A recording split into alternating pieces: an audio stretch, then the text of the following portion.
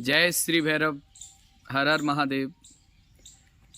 प्रिय भक्तों, जैसा कि मैं पिछले वीडियो में मैं साधना के बारे में बता रहा था, बहुत सारे भक्तों के कमेंट मिले कि महाराज जी आगे बताइए। तो जितनी प्रेरणा मिलती है परमात्मा की कृपा से मैं आप सबके सामने शेयर करता हूँ अपनी बात को।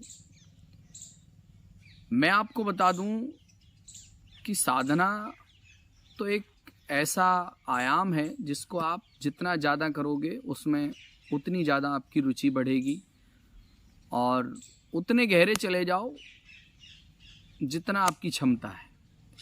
इसका कोई आदि और अंत नहीं है। मैं आपको बता दूं, आज मैं आपको एक ही बात बताऊंगा कि साधना में आपको जप कितना करना है।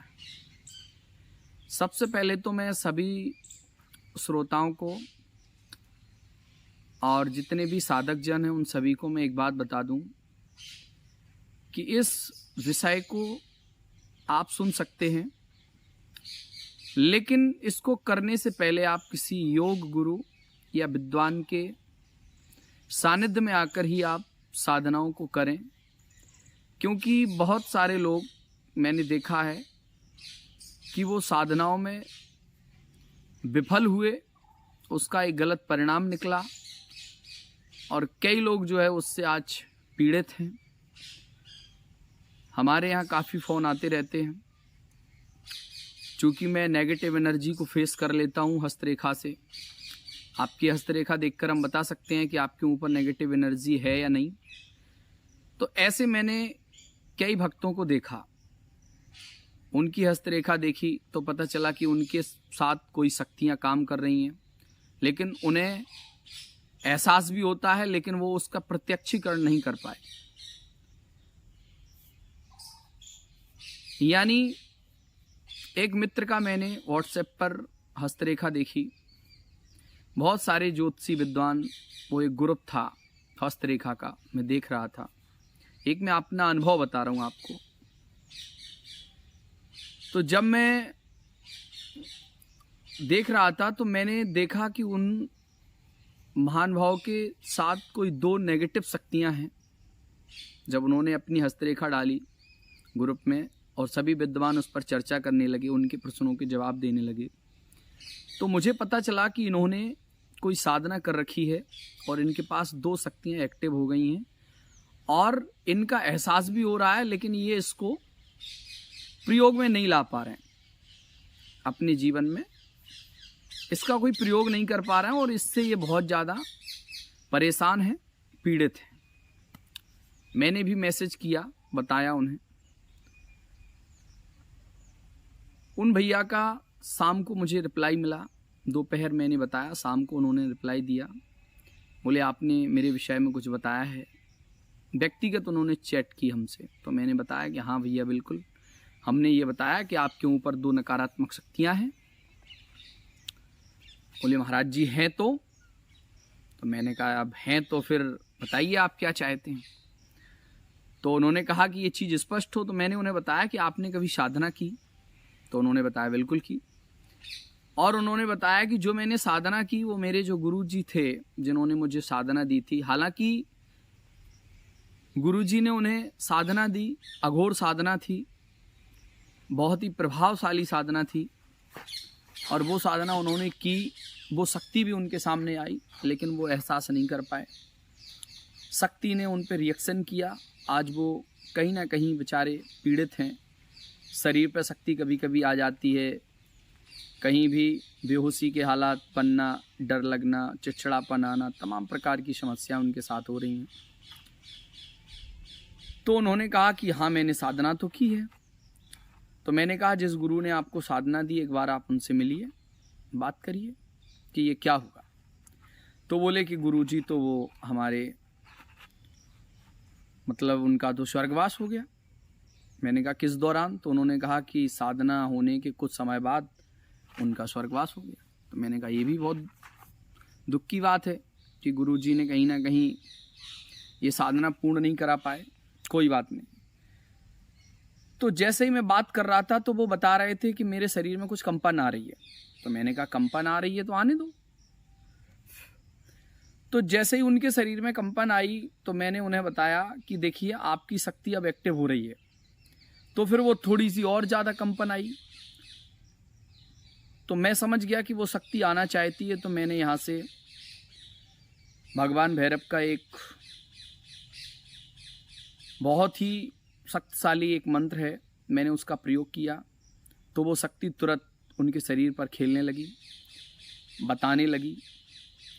लेकिन मैंने उससे कोई बातचीत करना उचित नहीं समझा। मैंने उसे तुरंत रोका। तब उनको शरीर में कुछ शांति मिली, हल्का हुआ। अब क्या हुआ कि इस प्रकार की शक्तियां लोगों को परेशान करती हैं। कब करती हैं? जब हम साधना गलत तरीके से करते हैं या साधना में कोई त्रुटि होती है तब। फिर उन्होंने मुझसे कहा कि महाराज जी इससे हमारा पिंड कैसे भी छुड़वा दो। तो मैंने कहा देखिए, ताला जो व्यक्ति लगाता है चाबी भी उसी के पास होती है, लेकिन इसके लिए कोई मास्टर चाबी वाला अगर मिले तो वो जरूर खुल सकता है। तो मैंने उन्हें सजेस्ट किया एक बड़े दरबार के लिए, चूंकि मैंने अभी तक कोई शक्ति को नहीं खोला। मैं बता सकता हूँ शक्ति आ सकती है, एहसास करा सकता हूँ, उससे बुलवा सकता हूँ, लेकिन वो कब एक्टिव होगी, क्या चाहिए, कैसे, इसके लिए तो आपको मैंने बताया कि किसी बड़े दिव्य दरबार में जाना होगा। और मैं केवल एक ही जगह सजेस्ट करता हूँ, वो है मेहंदीपुर बालाजी। आप वहाँ जाएं, अपनी अर्जी लगाएं, जो भी शक्ति होगी वो आएगी, चाहे वो नेगेटिव हो या पॉजिटिव। और वो आपको या तो आपके साथ आएगी तो सकारात्मक रूप में आएगी, नकारात्मक तो आ ही नहीं सकती। और अगर आप छोड़ना चाहें तो वहीं छोड़ दें।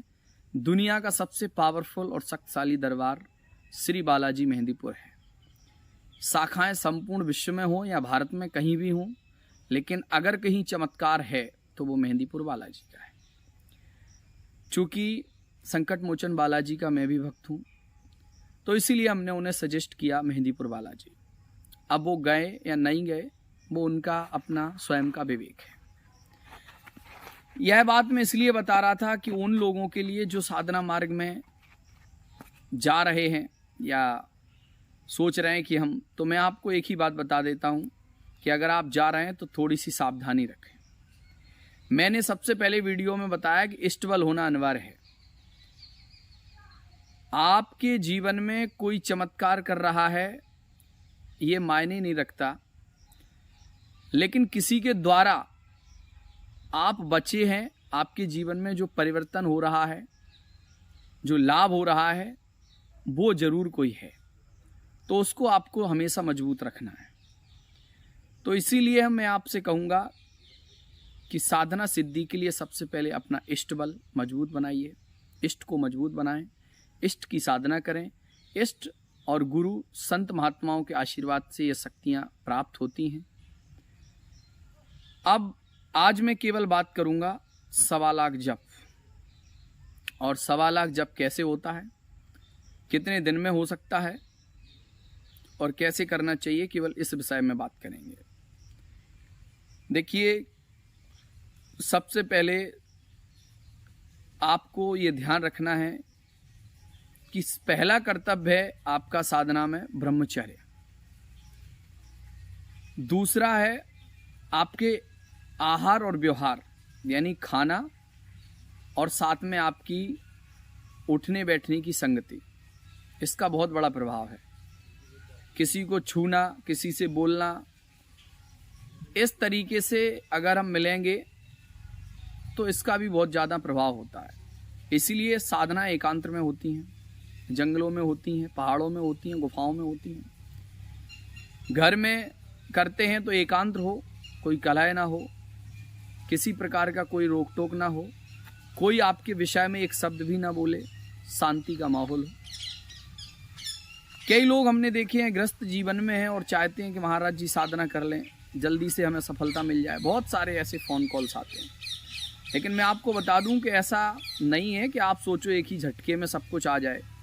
मैं बार बार ये कह रहा हूं कि आप कभी ऐसे लोगों के चक्कर में मत फंस जाना कि 10-20 हज़ार रुपये आप वहाँ दे दो, फिर वो आपको शक्ति ट्रांसफ़र करें, ये करें वो करें। वो आपको किताबों का ज्ञान तो दे सकते हैं, लेकिन वास्तविक अनुभव नहीं करा पाएंगे। ये मिलेगा केवल संतों के आशीर्वाद से और अपने इष्ट की कृपा से। तो आप सब अपना पैसा भी बर्बाद नहीं करना कहीं,